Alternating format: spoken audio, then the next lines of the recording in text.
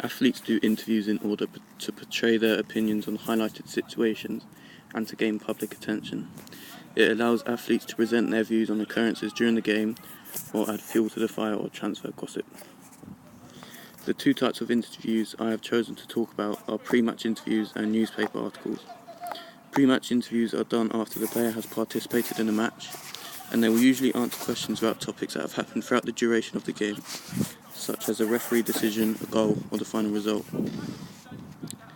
Newspaper articles are done in the athlete's spare time and are normally more extensive and detailed.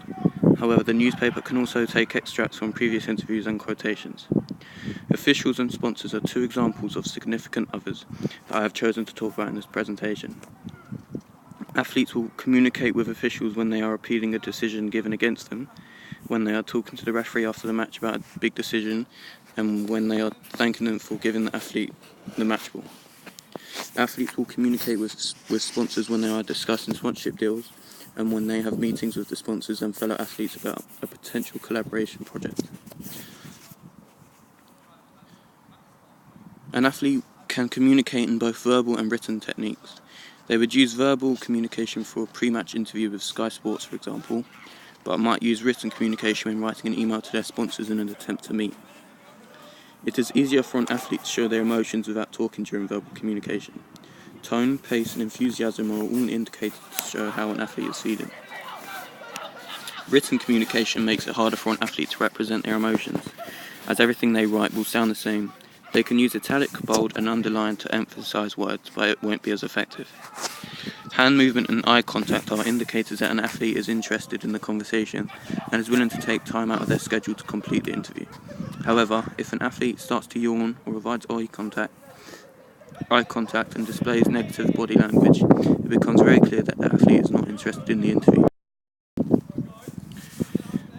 An athlete's appearance would not be their main priority whilst at a radio show. This is because the public cannot see what you look like and can only hear you, which is why what an athlete says is more important, as they do not want to say something controversial. The athlete's tone should be practiced and they should rehearse their answers to any questions they might be asked.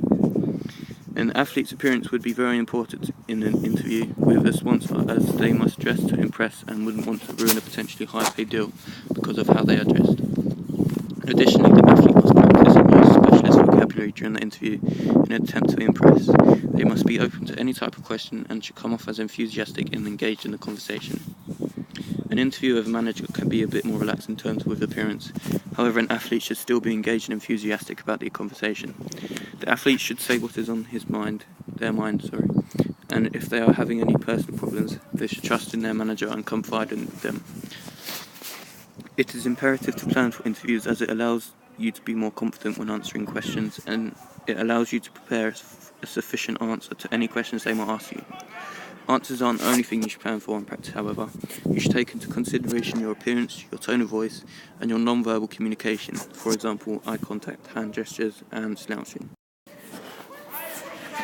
An athlete should have a backup career already planned for. This is because anything can happen at any point in time during their active career, which could prevent them from carrying on and forcing them out of participating in sports professionally.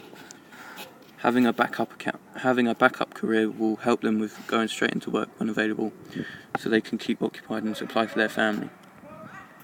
Goal setting is the process of choosing what you want to achieve and creating a plan to how you're going to accomplish that goal. One reason that athletes might set goals is so that they can improve their performance, and setting a goal will also help them stay motivated. SWOT analysis is an analysis taken by an athlete to identify their strengths, weaknesses, opportunities and threats. For my SWOT analysis, I've chosen Corey, and his sport is football. His strengths are that he has good close ball control, a good shot, and he has good passing. His weaknesses are his stamina levels. His opportunities are football scouts that can appear at football matches if he decides to join the college football team. His threats are football scouts. His threats are teammates that will challenge him for a place in the starting 11 if they both want to play in the same position. Corey's short-term goal will be to join the college team or even a Sunday league team. His medium-term goal is to work on his stamina levels. He can do this by going on runs, and if he smokes, he will have to quit smoking. And his long-term goals will be to see an overall improvement in his performance and turn his weakness into... The weaknesses I have chosen in Corey's stamina is the weakness I have chosen for Corey is stamina. He must have gained a massive improvement in his stamina levels and be able to run a 5k run every day comfortably by August. As Corey's weaknesses were his stamina levels, I have decided that the method he will use to eliminate it from the equation will be continuous training. For example, he should try running every day for half an hour and gradually make the duration longer and longer until he has accomplished the SMART target I have set for him.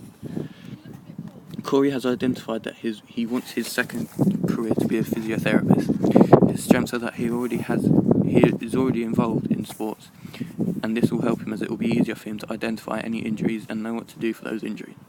His weaknesses are that he hasn't got sufficient knowledge to become a professional, so he will need to go through further education on the subject. His opportunities are that he can take a physiotherapy class for university if he decides to do that, and his threats are that universities have limited numbers for each lesson and campus.